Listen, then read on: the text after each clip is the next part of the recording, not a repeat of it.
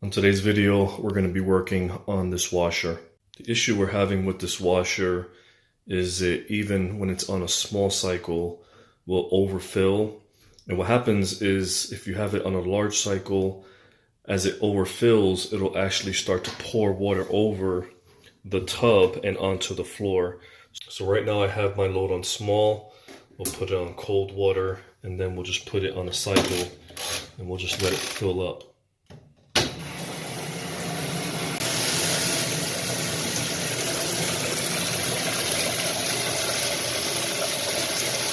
Now at this point, the washer should stop pretty soon, but you can see here that the water's still filling up. I'm gonna let it run for a couple of minutes. Right now it's still filling, so we're gonna go ahead and just turn it off. Right now it's still filling, so we're gonna go ahead and just turn it off. We're gonna put it on the drain cycle, just to let all of the water out. Turn your washer off. Unplug your washer. We're going to remove our two screws to give us access to the clips.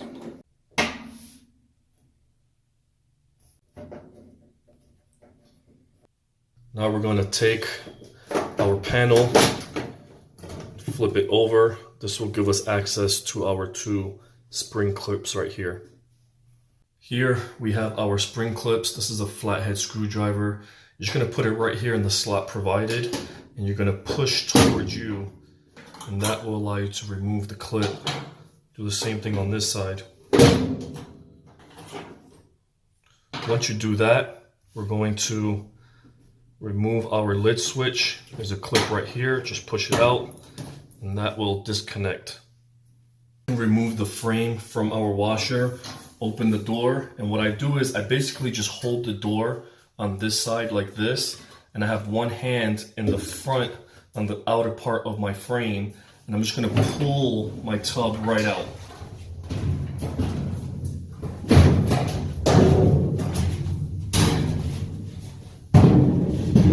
Here we have our pressure switch, and this is going to be our hose, and this connects to the side of the tub. And you can see right here, the problem often is debris or sediment that's trapped here on the inside of the hose. We're going to remove that hose. If you look here, you can just see all of the sediment and build up inside of that hose. But also you want to pay attention when you look at the hose. You can see here that it's almost stretched out at the end. And sometimes what happens is, so basically the pressure switch just basically allows air to stay inside of the line.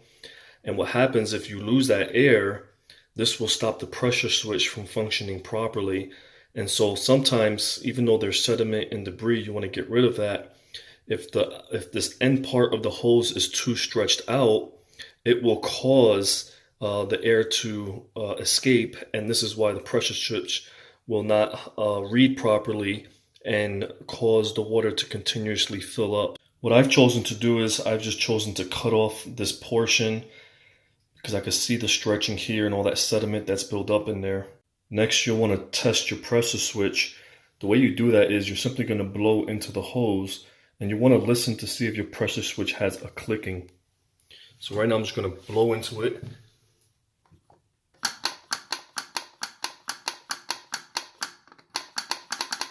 Next, you'll want to test your pressure switch.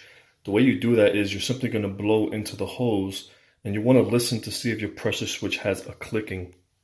So right now I'm just going to blow into it.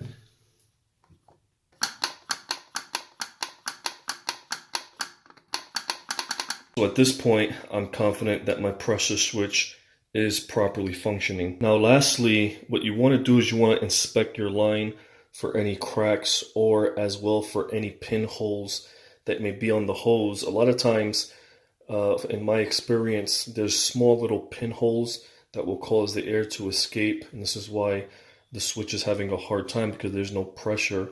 So the way you can do it, you have two options really.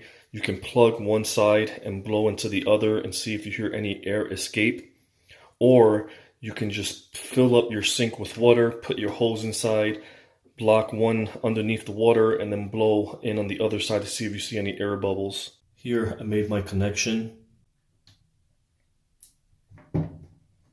put our tub frame back on with our washer.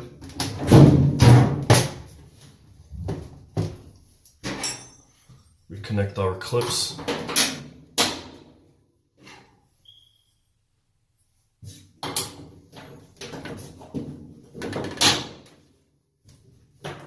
Connecting our lid switch.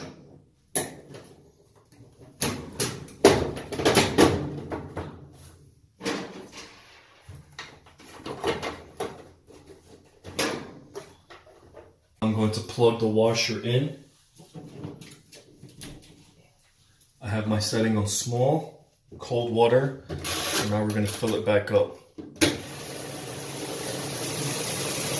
Now what I'm doing is, as it's filling up, I'll let it fill on the small cycle and it should shut off. Then I'll put it on the medium cycle and it should shut off. And then I'll put it on the large cycle.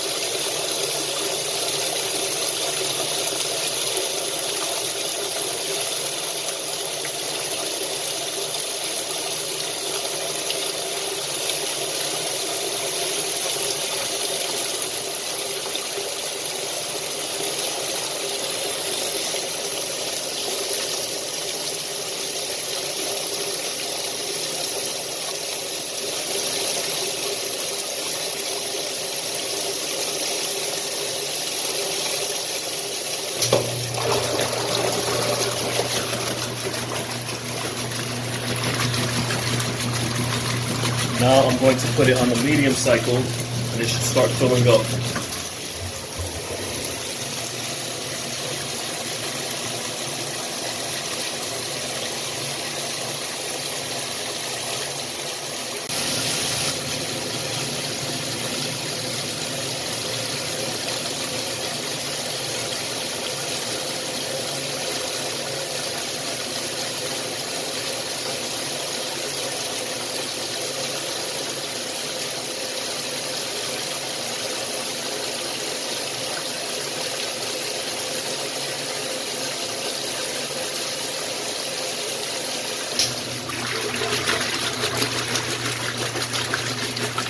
You can see here, it stopped on medium, and now it's agitating.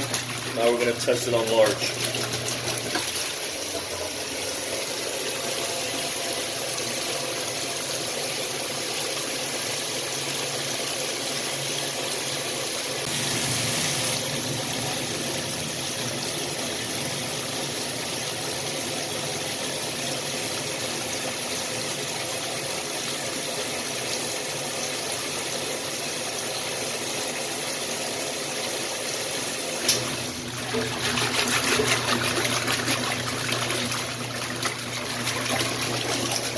Finally, we'll do extra large.